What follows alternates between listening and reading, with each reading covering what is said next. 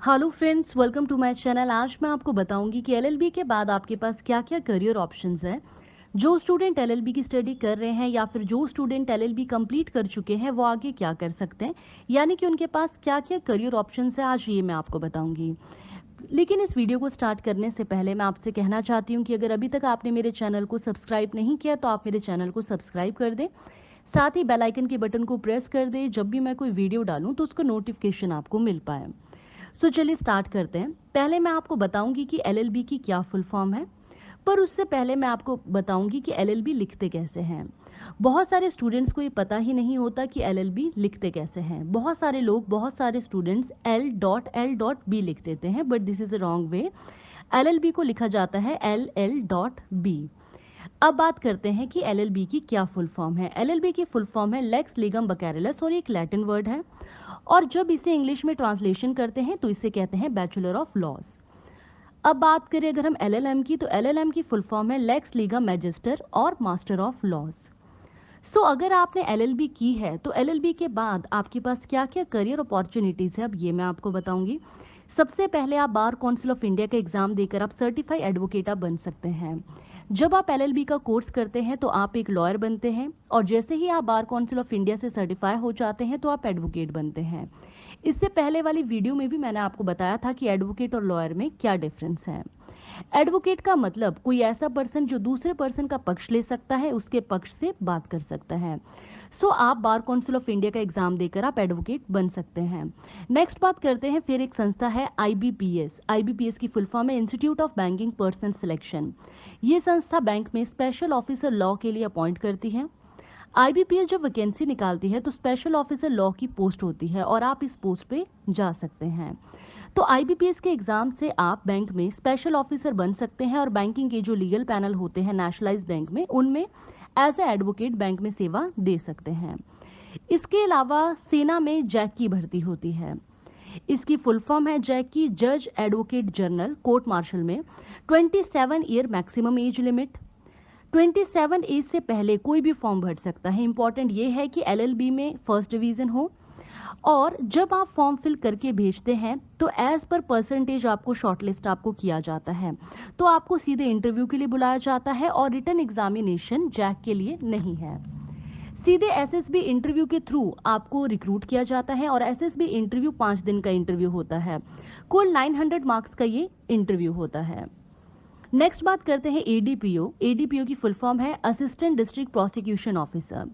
Assistant district prosecution officer का exam होता है, आप इसे सरकारी वकील या लोक अभियोजक के नेम से भी जानते हैं, और ये हर स्टेट में अलग अलग नेम से है, कहीं पे एपीपी, कहीं पे एडीपीओ, अलग नेम से ये एग्जाम होते हैं। लेकिन एडवोकेट बनने के लिए, यानी कि सरकारी वकील बनने के लिए, यही एक एग्जाम है जिसके थ्रू आप सरकारी वकील बन सकते हैं।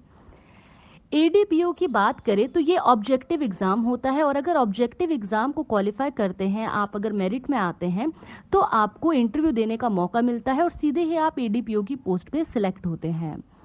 ये जो एडीपीओ होते हैं इनका काम होता है मैजिस्ट्रेट के कोर्ट में प्रोसिक्यूशन कंडक्ट करना, मैजिस्ट्रेट के कोर्ट में। नेक्स्ट आपके पास ऑप्शन है कि आप प्राइवेट कंपनीज में, यानी कि एमएनसी जिसको हम कहते हैं मल्टीनेशनल कंपनीज में, एडवोकेट के पैनल होते हैं जिसको आप ज्वाइन कर सकते हैं।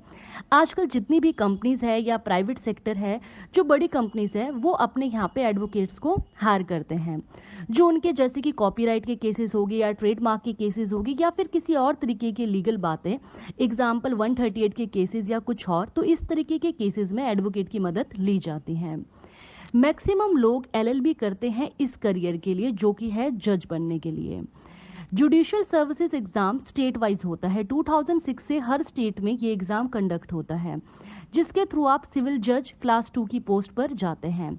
ये एंटर लेवल एग्जामिनेशन होते हैं। इसके अलावा जब आप हायर लेवल पे जाते हैं तो एडीजे का एग्जाम होता है। सीजे एंटर लेवल एग्जामिनेशन है और एडीजे हायर लेवल एग्जाम है। जो सिविल जज का एग्जाम होता है, इसके लिए मिनिमम क्वालिफिकेशन की अगर बात करें तो मिनिमम क्वालिफिकेशन होती है एलएलबी की डिग्री, और अगर आपने एलएलबी की डिग्री कर रखी है तो आप सिविल जज के एग्जाम में आप अपियर हो सकते हैं। एज की बात करें तो मैक्सिमम एज लिमिट हर स्टेट के अकॉर्डिंग अलग अलग है, वैसे 21 टू 35 ईयर्स। और वहीं अगर आप एडीजे का एग्ज़ाम के लिए जाना चाहते हैं, एडीजे मतलब हायर लेवल एग्ज़ाम के लिए जाना चाहते हैं, तो मिनिमम क्वालिफिकेशन एलएलबी है, एक्सपीरियंस 7 ईयर का एक्सपीरियंस, आपने 7 साल वकालत की हो। एज लिमिट की अगर हम बात करें तो आपकी एज कम से कम 35 और मैक्सिमम 45 ईयर्स होनी चाहिए। एलएलबी करने के बाद आपके पास बहुत सारे करियर अपॉर्चुनिटीज़ हैं और 45 ईयर्स तक आपके पास एक मौका है कि आप गवर्नमेंट जॉब में जा सकते हैं और उसके बाद भी किसी भी एज में आप कोर्ट में प्रैक्टिस तो कर ही सकते हैं।